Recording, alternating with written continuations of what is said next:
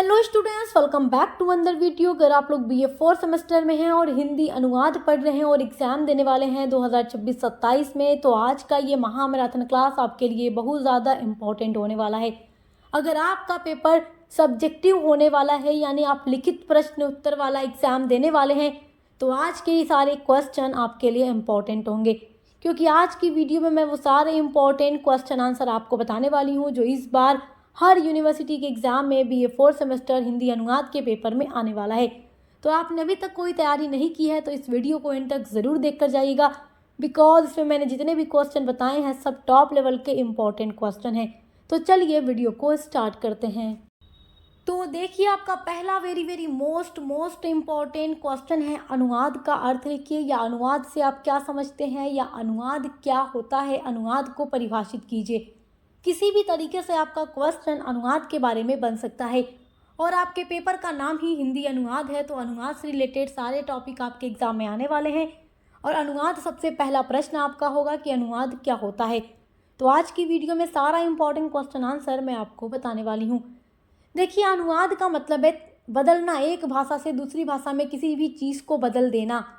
तो अनुवाद का अर्थ है किसी भी भाषा में लिखे गए विचारों, शब्दों और भावों को दूसरी भाषा में उसी अर्थ के साथ प्रस्तुत करना।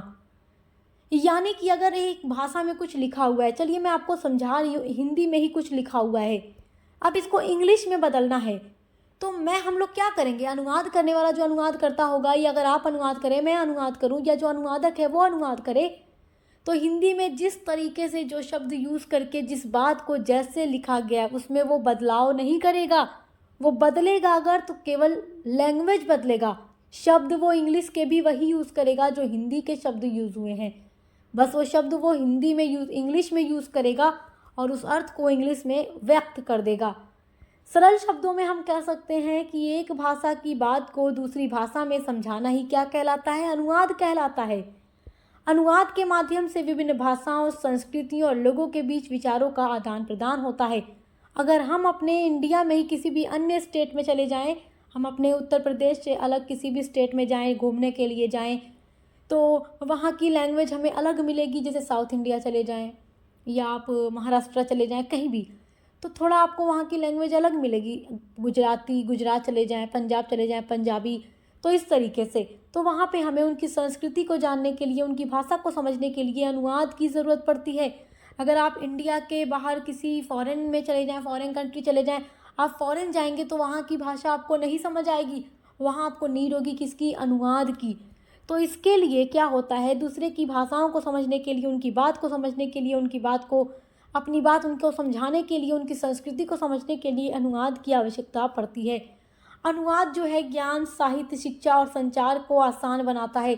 उदाहरण के लिए अंग्रेजी की किसी पुस्तक को अगर हम हिंदी में अनुवाद कर दें, बदल दें, तो वो अनुवाद है। इस प्रकार देखिए, अनुवाद जो है भाषा और संस्कृति को जोड़ने का महत्वपूर्ण माध्यम होता है। अनुवाद के माध्यम से भाषा और संस्कृति दोनों को जोड़ा जा सकता है। ये क्वेश्चन आपका टॉप लेवल का इंपॉर्टेंट क्वेश्चन है, 100% ये आपके एग्जाम में पूछेगा, तो आप इसको तैयार कर लीजिए। चलिए अगला इंपॉर्टेंट क्वेश्चन देखते हैं। आपका अगला वेरी इंपॉर्टेंट क्वेश्चन है, मशीनी अनुवाद क्या है, इसके लाभ बताइए। मशीनी अनुवाद यानी जो मशीन से अनुवाद किया जाता है। देखो, एक अनुवाद जो अनुवादक करता है और वो मशीन से नहीं करता, मैनुअली करता है, लेकिन मशीनी अनुवाद भी होता है जिसमें को कंप्यूटर के माध्यम से किया जाता है। तो मशीनी अनुवाद क्या है और इसके क्या लाभ, क्या फ़ायदे हैं। तो देखिए, मशीनी अनुवाद वो प्रक्रिया होती है अनुवाद करने की जिसमें कंप्यूटर या सॉफ्टवेयर की सहायता से एक भाषा से दूसरी भाषा में अनुवाद में बदला जाता है, तो इसी को मशीनी अनुवाद कहा जाता है। मशीनी अनुवाद के कई सारे लाभ हैं। जैसे पहला लाभ है, समय की बचत होती है, यानी कम टाइम में हम ज़्यादा अनुवाद कर सकते हैं। दूसरा है, कम खर्च में भी अनुवाद हो जाता है। तीसरा है, बड़ी मात्रा में सामग्री जल्दी अनुवादित हो जाती है, यानी कि हमें अगर खूब ज़्यादा चीज़ें ट्रांसलेट करना है, कई सारी मोटी मोटी किताबें अनुवाद करनी है, तो आप जैसे बैठ कर दिमाग लगा लगा के करेंगे तो बहुत टाइम लगेगा, लेकिन अगर आप कंप्यूटर पे उसको अनुवाद करा लेंगे तो वो कम समय में ज़्यादा चीज़ों को अनुवाद कर देगा।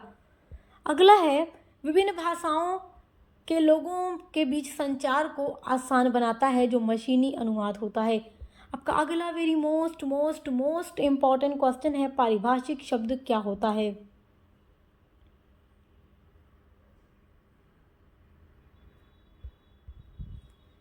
पारिभाषिक शब्द, ये आपके लिए बहुत ज़्यादा इम्पोर्टेंट क्वेश्चन है। देखिए, पारिभाषिक शब्द वे शब्द होते हैं जिनका प्रयोग किसी विशेष विषय, विज्ञान, कला, तकनीक या क्षेत्र में निश्चित अर्थ में किया जाता है और इन शब्दों का अर्थ सामान्य शब्दों से अलग और स्पष्ट होता है।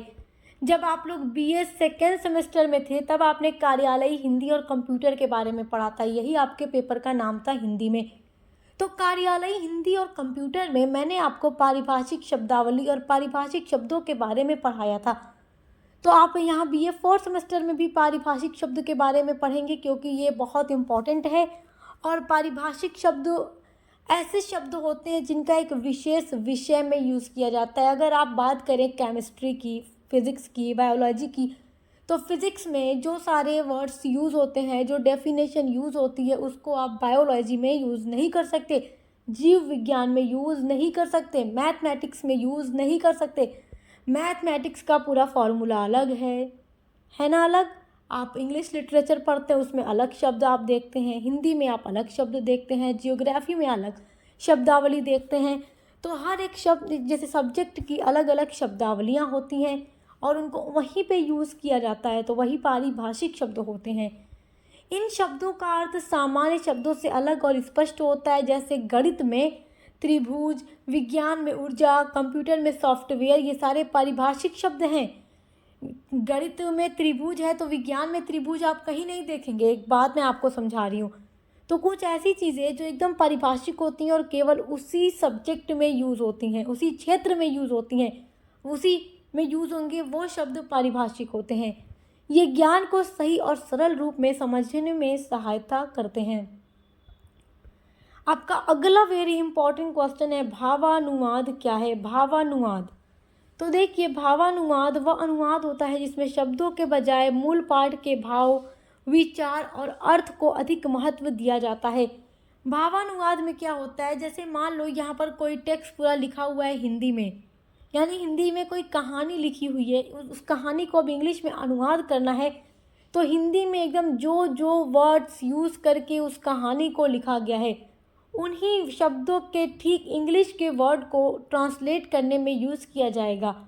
लेकिन कभी कभी क्या होता है कि वो अनुवाद अच्छा नहीं होता, साउंड नेचुरल नहीं आता, तो वहाँ पर भावानुवाद किया जाता है। भावानुवाद में शब्द इधर उधर बदल जाएंगे लेकिन मीनिंग एग्जैक्ट वही होगा, जो हिंदी में था वही इंग्लिश में भी होगा, ठीक है। तो वो भावानुवाद होता है। उसमें मूल पाठ पर जोर दिया जाता है, उसके विचार पर जोर दिया जाता है। इसमें अनुवादक जो है मूल भाषा के संदेश को दूसरी भाषा में सरल और स्वाभाविक रूप से प्रस्तुत कर देता है। हिंदी की कोई कहानी है तो उस कहानी में जो मैसेज राइटर ने दिया है, पूरा वही संदेश क्या करता है, अनुवादक क्या करता है, अगली भाषा में, इंग्लिश में या अदर किसी भी भाषा में अनुवाद कर देता है और पढ़ने पर वो बिल्कुल वैसी ही समझ आती हैं। भावानुवाद जो है, इसका उद्देश्य पाठक को वही भावना और प्रभाव देना है जो मूल रचना में होता है। यानी कि हिंदी में जो पढ़ के हमें महसूस हुआ, जो प्रभाव हमारे ऊपर पड़ा, हम उस कहानी को अलग भाषा में अनुवाद होने के बाद भी पढ़ें तो हमारे ऊपर या अन्य रीडर के ऊपर बिल्कुल वही प्रभाव पड़े जो मूल भाषा में पढ़ के हुआ था। साहित्यिक रचनाओं, कविताओं और कहानियों में इसका अधिक प्रयोग किया जाता है। आपका अगला वेरी मोस्ट इम्पॉर्टेंट क्वेश्चन है, शब्दानुवाद क्या है? शब्दानुवाद से आप क्या समझते हैं? शब्दानुवाद एकदम वर्ड बाय वर्ड ट्रांसलेशन होता है। इंग्लिश में इसको लिटरल ट्रांसलेशन कहते हैं। लिटरल ट्रांसलेशन मैं आपको पढ़ा चुकी हूँ। और भावानुवाद को इंग्लिश में फ्री ट्रांसलेशन कहते हैं। BA fourth semester English literature में भी बच्चों को ट्रांसलेशन के बारे में ही पढ़ना है और मैं पूरा इंग्लिश में भी पढ़ा चुकी हूँ। अगर आप इंग्लिश भी पढ़ते हैं तो ज़रूर चैनल पर विजिट करके देखिएगा। शब्दानुवाद वह अनुवाद होता है जिसमें मूल भाषा के प्रत्येक शब्द को दूसरी भाषा में उसी क्रम और उसी अर्थ के अनुसार अनुवाद किया जाता है। अब जैसे यहाँ शब्दानुवाद लिखा है तो इसको लिख देंगे लिटरल। व दीज अनुवाद ट्रांसलेशन, जिसमें इस तरीके से अनुवाद होता है, एकदम सीक्वेंस में एक क्रम में बदल दिया जाता है और कभी कभी ये एग्जैक्ट नहीं होता, मतलब पढ़ने में नेचुरल नहीं लगता। इसमें शब्दों को अधिक महत्व दिया जाता है कि हिंदी में जो शब्द प्रयोग किए गए हैं, जब हिंदी से इंग्लिश में अनुवाद करें तो बिल्कुल वही शब्द यूज़ करें जो इसका इंग्लिश में होगा, ठीक है। इस प्रकार के अनुवाद में मूल पाठ की संरचना को बनाए रखने का प्रयास किया जाता है। शब्दानुवाद का उपयोग कानूनी, वैज्ञानिक और तकनीकी विषयों में अधिक किया जाता है, जहाँ सटीक शब्दों का प्रयोग आवश्यक होता है। और जो भावानुवाद होता है उसको कहानी में, पोएट्री में, कविताओं में, इन सब चीज़ों में यूज़ किया जाता है। आपका अगला वेरी मोस्ट इम्पॉर्टेंट क्वेश्चन है, लिप्यंतरण क्या है। लिप्यंतरण को इंग्लिश में ट्रांसलिटरेशन कहते हैं। क्या कहते हैं? ट्रांसलिटरेशन, ट्रांसलिटरेशन कहते हैं। ठीक है, ट्रांसलिटरेशन, ट्रांसलेशन नहीं, ट्रांसलिटरेशन।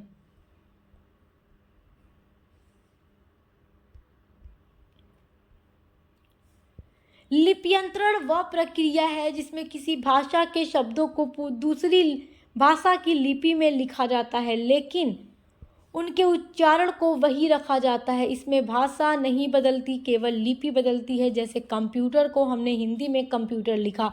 अब जैसे देखो, किसी एक भाषा के शब्द को दूसरी भाषा की लिपि में, जैसे कि इंग्लिश जो होता है, इंग्लिश में जब आप कोई भी चीज़ लिखते हैं, जैसे आप कोई भी वर्ड लिखते हो इंग्लिश में हम अल्फ़ाबेट का यूज़ करते हैं, वो रोमन लिपि है। हिंदी देवनागरी लिपि में लिखी जाती है। तो अगर मैं लिखूं हेलो, अब देखिएगा मैं ट्रांसलिटरेशन को आपको बहुत आसान शब्दों में समझाऊंगी। ये मैंने लिखा है इंग्लिश में हेलो, अगर मैं इसका ट्रांसलेट करूं यानी अनुवाद करूं तो मैं लिखूंगी नमस्ते, नमस्ते। ठीक है, नमस्ते। अब मैं फिर लिखूंगी हेलो, और फिर मैं इसको यहाँ पर लिख दूंगी हिंदी में हेलो। अब देखो, ये ऊपर वाला जो आप देख रहे हैं हेलो को मैंने नमस्ते लिखा है, ये अनुवाद हो गया है। अब नीचे वाला आप देखिए, मैंने हेलो को हिंदी में भी हेलो लिख दिया, तो ये अनुवाद नहीं है, ये लिप्यंतरण है। यानी कि मैंने इंग्लिश जहाँ पर लिखा है हेलो, यहाँ पर इंग्लिश देखो लिखा है हेलो रोमन लिपि में इंग्लिश में लिखा है। अब मैंने इसको देवनागरी लिपि में लिख दिया हेलो। ठीक है, समझ में आया लिप्यंतरण क्या है। यहाँ पे लैंग्वेज नहीं बदल, मतलब यहाँ पर अनुवाद नहीं होता, लैंग्वेज नहीं बदलती, लिपि बदल जाती है। ठीक है, लिपि बदल जाती है। अब जैसे यहाँ पर कंप्यूटर लिखा है तो कंप्यूटर को कंप्यूटर लिख दिया। ऐसे ही बहुत सारी चीज़ें हैं, जैसे मैं अगर लिख दूँ what is your name, what is your name. अब ये व्हाट इज़ योर नेम जो है, मैं लिखूँ तुम्हारा क्या नाम है, तुम्हारा क्या नाम है। ये अनुवाद हो गया। क्या हो गया? व्हाट इज़ योर नेम, तुम्हारा क्या नाम है, अनुवाद हो गया। लेकिन मुझे इसका अगर लिप्यंतरण करना है तो मैं क्या करूँगी, व्हाट इज़ योर नेम।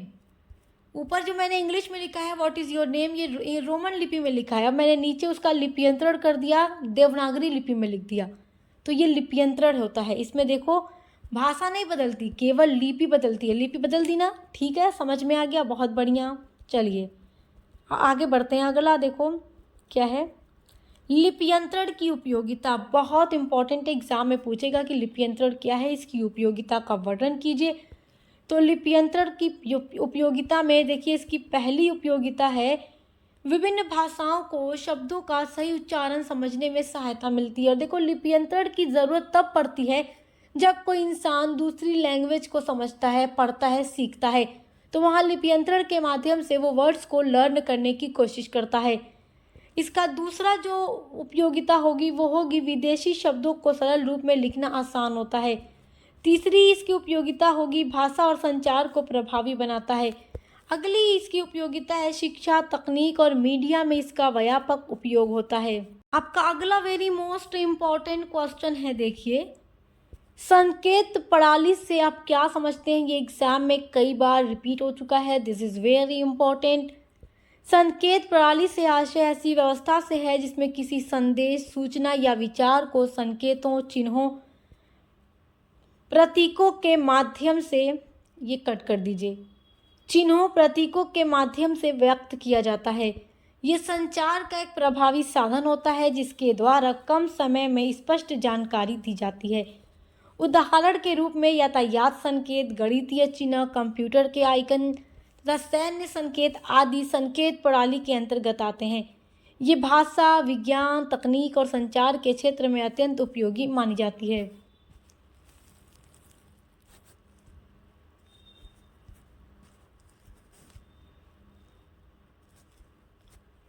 आपका अगला वेरी मोस्ट इम्पॉर्टेंट क्वेश्चन है, देखिए वेरी इंपॉर्टेंट है आपके लिए। एक अच्छे अनुवादक का वर्णन कीजिए। एग्जाम में पूछता है, लॉन्ग में भी पूछ सकता है, शॉर्ट में भी पूछ सकता है। एक अच्छे अनुवादक यानी जो अनुवाद करने वाला व्यक्ति है एक भाषा से दूसरी भाषा में, उसके अंदर क्या क्या गुण होने चाहिए। एक अच्छा अनुवादक कैसे हो सकता है, उसके अंदर क्या क्या गुण होंगे तो हम उसको एक अच्छा अनुवादक कह सकते हैं। तो एक अच्छे अनुवादक के गुण, आपसे ये क्वेश्चन ऐसे भी पूछ सकता है, एक अच्छे अनुवादक के गुणों का वर्णन कीजिए। तो पहला गुण है, अनुवादक को दोनों भाषाओं का अच्छा ज्ञान होना चाहिए। यानी कि जिस भाषा से जिस भाषा में, स्रोत भाषा जो उसके पास अवेलेबल है, लक्ष्य भाषा जिसमें अनुवाद करना है, हिंदी से इंग्लिश में अनुवाद करना है तो हिंदी स्रोत भाषा है, इंग्लिश लक्ष्य भाषा है। अगर इंग्लिश से फ्रेंच में अनुवाद करना है तो इंग्लिश स्रोत भाषा है और फ्रेंच लक्ष्य भाषा है। ठीक है, तो इस तरीके से अनुवादक को दोनों भाषाओं का अच्छा ज्ञान होना चाहिए, जिस भाषा से जिस भाषा में अनुवाद करना है। एक अच्छे अनुवादक का दूसरा गुण है कि उसे विषय की सही समझ होनी चाहिए, तभी वो अनुवाद कर पाएगा। तीसरा है, सरल भाषा, शब्द स्पष्ट और प्रभावशाली होनी चाहिए। चौथा है, मूल भाव और अर्थ को सही रूप से प्रस्तुत करने की क्षमता भी होनी चाहिए। पांचवा है, व्याकरण और शब्दों का सही प्रयोग उसको आना चाहिए। छठा गुण है, धैर्य, अभ्यास और रचनात्मकता का गुण भी अनुवादक के अंदर होना चाहिए। अगला गुण है, संस्कृति और समाज की भी जानकारी अनुवादक को ज़रूरी है। अगला वेरी इंपॉर्टेंट क्वेश्चन है, बैंकिंग अनुवाद क्या होता है। तो बैंकिंग अनुवाद से आशय बैंक के संबंधित शब्दों, दस्तावेजों, नियमों या सूचनाओं का एक भाषा से दूसरी भाषा में अनुवाद करना बैंकिंग अनुवाद कहलाता है। इसमें खाता, ऋण, चेक, ब्याज, बीमा तथा वित्तीय योजनाओं से जुड़े विषयों का सही और सरल रूप में अनुवाद किया जाता है।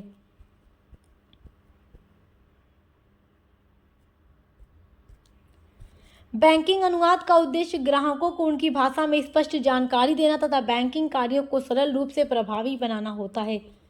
अगला इंपॉर्टेंट क्वेश्चन है, अनुवाद के क्षेत्र में रोजगार की क्या क्या संभावनाएं हैं। यानी कि अगर कोई व्यक्ति अनुवादक बन करके रोजगार चाहता है, उसमें कैरियर बनाना चाहता है, तो उसकी क्या क्या संभावनाएं हैं। तो देखिए, आज के वैश्विक युग में अनुवाद के क्षेत्र में रोजगार की अनेक संभावनाएं हैं। ये सारा टॉपिक मैं आपको डिटेल में पढ़ा चुकी हूँ। सरकारी कार्यालयों, बैंकों, न्यायालयों, प्रशासन संसाधनों, समाचार पत्रों, टीवी चैनलों तथा अंतर्राष्ट्रीय कंपनियों में अनुवादकों की मांग बढ़ रही है। शिक्षा, तकनीक, चिकित्सा और पर्यटन के क्षेत्र में भी अनुवाद कार्य महत्वपूर्ण है। इंटरनेट और डिजिटल मीडिया के विकास से फ्रीलांस अनुवादकों के लिए भी रोजगार के नए अवसर उत्पन्न हुए हैं। यानी कि अनुवादक के फील्ड में अच्छा कैरियर बनाया जा सकता है। तो आज की वीडियो में जितना भी इम्पोर्टेंट क्वेश्चन आंसर मैंने आपको बताया है, आप इनको अच्छे से तैयार कर लीजिए, because this is very very important question answer. Her university में ये क्वेश्चंस पूछे जाएंगे। और हिंदी अनुवाद के अलावा आप बीए में जो भी सब्जेक्ट पढ़ते हैं उसके लिए चैनल पर विजिट कीजिएगा, और आपके को करिकुलर की भी पूरी तैयारी कराई जाती है। तो ये एक ऐसा चैनल है जहाँ पर बीए के हर एक सेमेस्टर में हर एक सब्जेक्ट की क्लास कराई जाती है और एग्ज़ाम की तैयारी के लिए मॉडल पेपर अपलोड किए जाते हैं।